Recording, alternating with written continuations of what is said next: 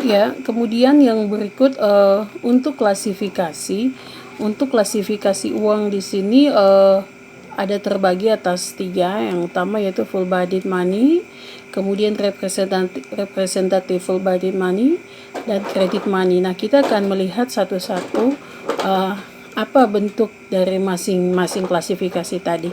Yang pertama, full bodied money. Di sini adalah uang yang dimana nilainya itu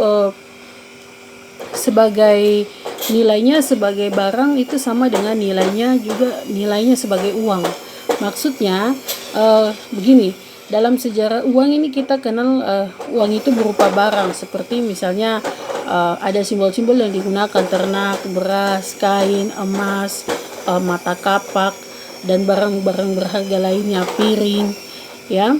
Jenis uang ini nilainya sebagai barang sama dengan nilainya sebagai uang. Nah, kalau dalam dunia modern, jenis full bodied money ini bisa berupa emas dan perak, ya. Itu dua logam yang digunakan sebagai standar.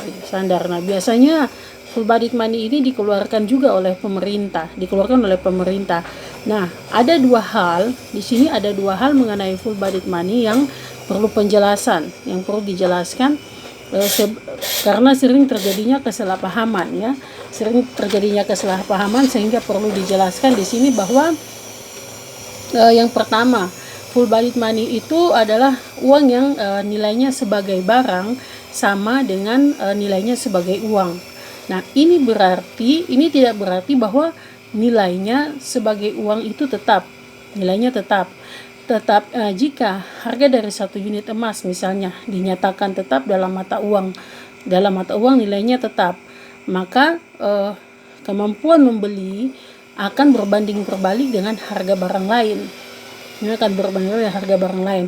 Nah, kemampuan membeli uang emas itu akan turun separuh apabila harga barang lain naik dua kali.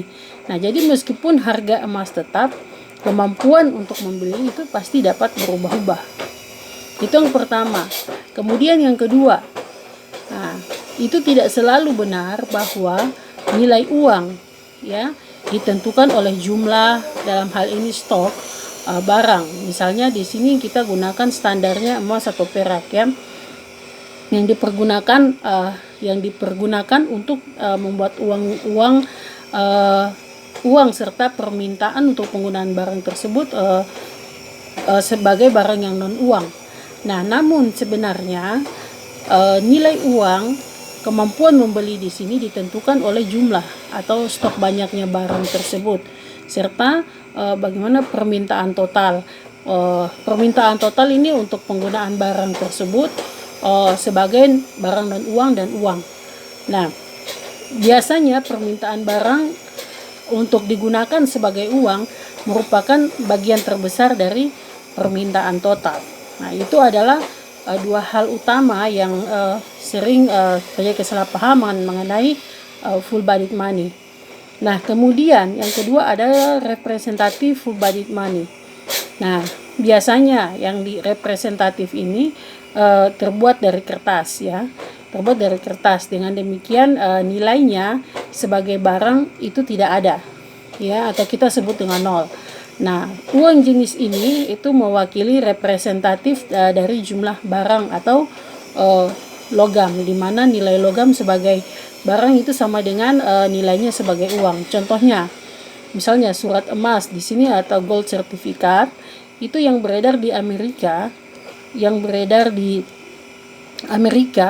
itu belum ditarik pada tahun 1933, contohnya, yang mewakili itu nilainya yang sama, sejumlah emas tertentu yang dipegang atau disimpan oleh kantor-kantor kantor bendahara, ya, sebagai jaminan dari sertifikat tersebut, kepemilikan ya sertifikat tersebut.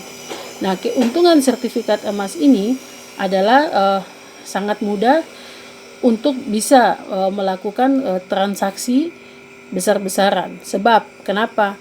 Kalau transaksinya besar, pembayarannya dengan emas akan mengundang resiko dalam pemindahan fisik barang, pemindahan emas yang cukup besar. Nah, itu yang representatif full bodied money.